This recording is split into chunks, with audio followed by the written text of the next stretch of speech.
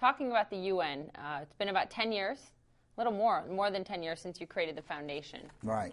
How have the accomplishments been in your eyes? I think it's just, I couldn't be happier with, you know, that the UN's not perfect, but neither is the federal government. And but the UN certainly fills a important niche in our structure, and I think they're doing a great job.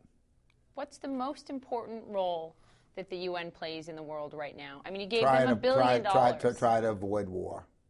That's their job number one, and they're doing a good job of it for the most part. What about this country? We're in the midst of 2 ongoing wars ever since the Bush administration.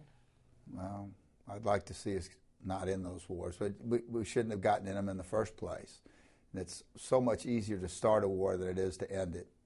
Once wars get started, they just go on and on. Nobody wants to surrender anymore. The Vietnamese didn't surrender after 18 years. We just finally gave up and pulled out.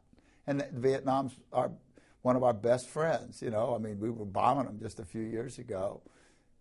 I don't know why we were bombing them, because they didn't bomb us.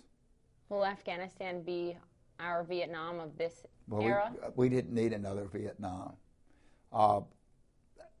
Nobody's ever beaten Afghanistan yet. The British Empire couldn't beat them. The Russians couldn't beat them.